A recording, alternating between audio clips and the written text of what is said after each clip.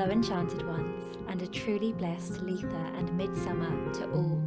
Today I'll be giving you ideas, rituals and DIYs to help celebrate the summer solstice, from simple to extravagant ideas, so I do hope you find something that is right for you. But first, if you are new here, do not forget to like and subscribe if you'd like to see more videos like this. But for now, relax and keep on watching.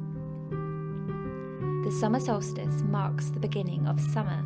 It is the point where the sun is at its highest peak in the sky, and the day is a celebration of the sun's energy and the abundance of nature.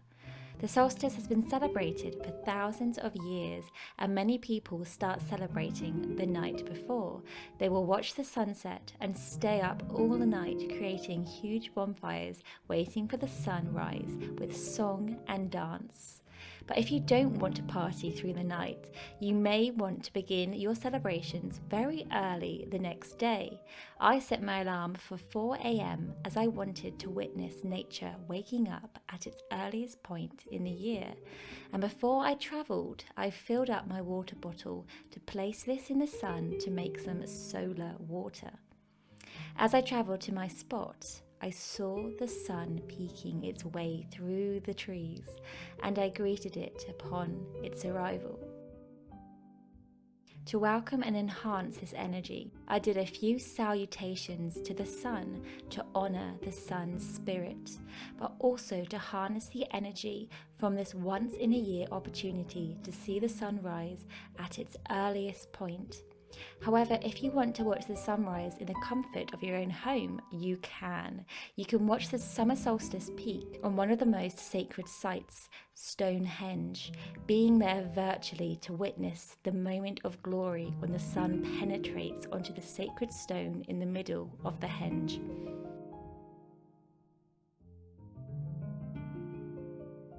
On my way back home, I stopped off at one of my favourite places within the wood and found this old tree stump that was relishing in full sun.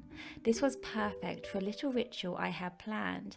I brought with me items that I had collected over the past 6 months that I'd used for my own spells and rituals, and I thought it time to let go and give them back to nature. So I placed them upon the stump in the symbol of the sun to honour its rays and energy. But you could also do this with rocks in a circle to represent the sun, Stonehenge, and our ancestors. Whatever way you decide to give back, it's a great way to say thank you to Mother Earth, the wildlife, and the ancestors for all that they do. I left my offerings and then continued my travels home, but the celebrations had only just begun. I wanted to continue with the symbolism of the sun idea, but this time with food. For this, I used fruit that vibrated on the same frequency as the sun. Yellow and orange foods such as oranges, grapefruit, Sharon fruit, bananas and apricots. This was going to be a fruit platter that would be a bit of a showstopper. So I cut the fruit up in all shapes and sizes and then arranged it in the shape of a sun.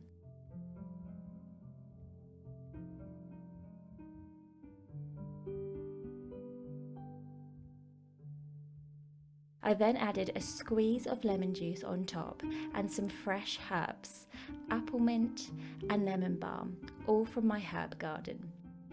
This was a centerpiece for my brunch, but can also be a lovely snack or dessert. Whilst we ate it, the frequency of energies from the foods helped to put our vibration on par with the vibration of the sun to boost our energy.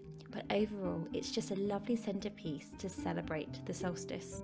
Along with the symbolism of the sun, there are many other simple ways to make the most of the day, one being the simplest of all, being outside, appreciating nature at its fullest.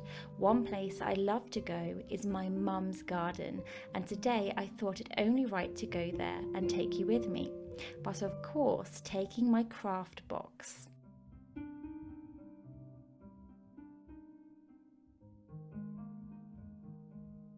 Here in my mum's garden lies an abundance of flowers and shrubs, and I came here to be truly present within nature. taking in the sights, the smells, even the textures. It's so good for cleansing and grounding. Down the end of the garden lies this wonderful daisy lawn. So I set up a spot under the oak tree in the speckled shade, and as I appreciated this, I wanted a little refreshment to enjoy also. So for this, I used one of my favourite things, rosemary syrup. The reason why I chose rosemary is because it loves full sun and has been sitting in the herb garden for the past 6 months, soaking up so much of its energy. Rosemary is linked with the sun and fire. It can be a great herb to help us to cleanse ourselves. Plus, whilst you stir this, you could always add an intention, as rosemary is known to bring good luck.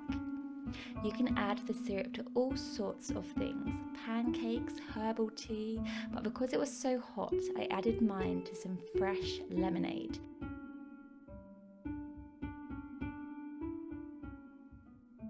And decorated this with a further tribute to the sun, daisies.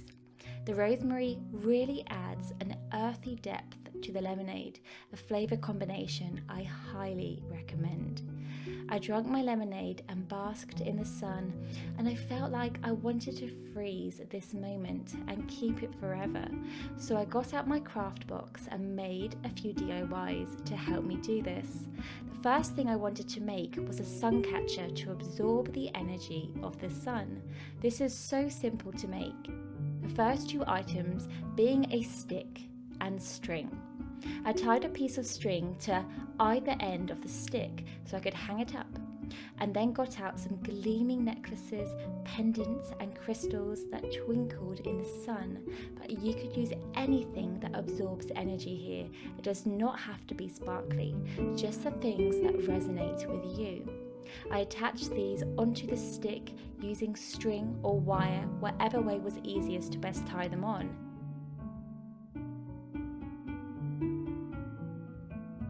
And afterwards I covered up the knots at the top by adding sage, a great way to purify the energy.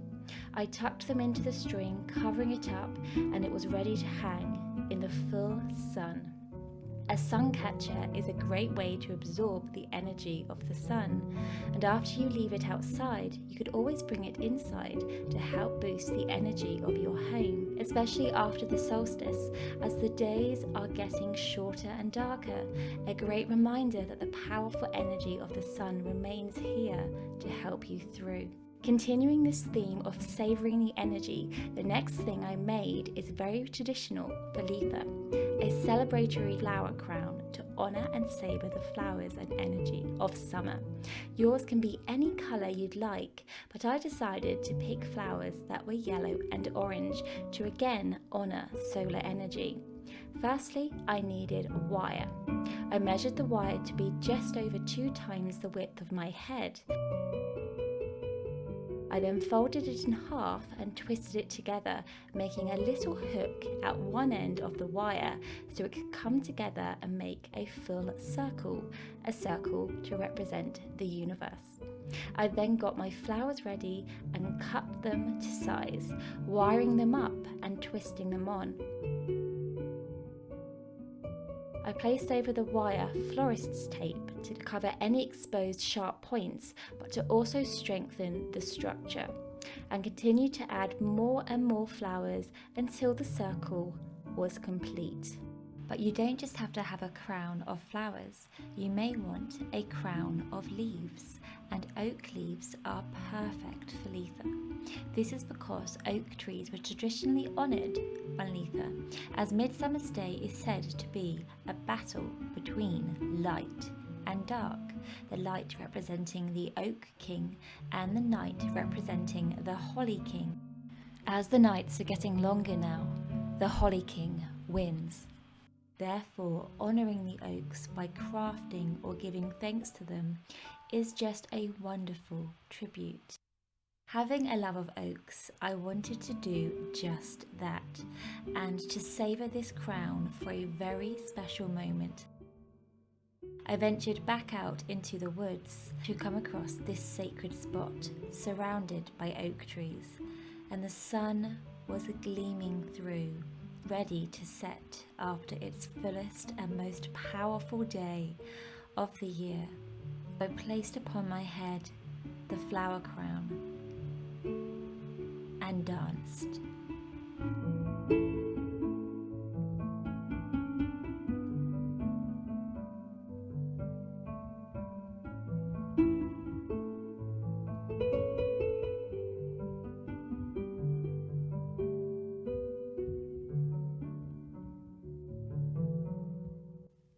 Dancing within the sun's rays, absorbing those extra few minutes of its powerful energy that only happens once a year. As I danced, I thought about all the things in my life that served me well, and I wanted the sun's energy to magnify this happiness into the universe. And as it set so majestically, I said, "Thank you."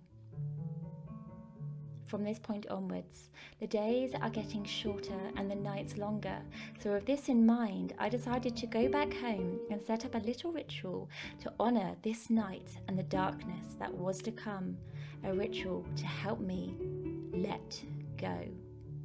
I set up 2 long yellow candles to represent the longest day, but also a short black candle to represent the short nights.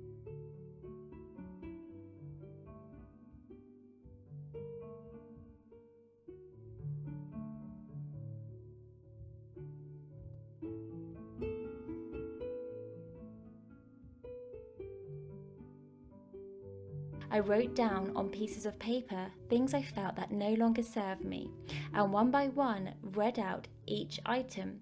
I then drank the solar water that I had charged with the sun's energy. This is such a powerful water now that it is vibrating on the same level as the sun and my solar plexus chakra, which will help motivate me to let go. I then burnt the paper, watching the flames consume into the night what no longer served me, to make way for the more beautiful things in life.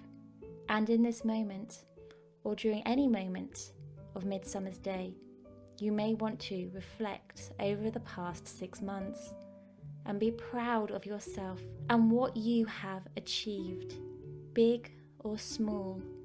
Your comments on my videos to me and to each other are so beautiful, and I am eternally grateful for this wonderful community you have built. You are all amazing and should be proud of yourselves for who you are and the love you give out. So wherever you find yourselves doing this Midsummer's Day, embrace it in whatever way you find comfortable. And then you will truly be celebrating Midsummer's Day just right. Please let me know what was your favourite below, and I truly hope you relish this solstice and your day is full of love and sun. All of my love, Alwyn.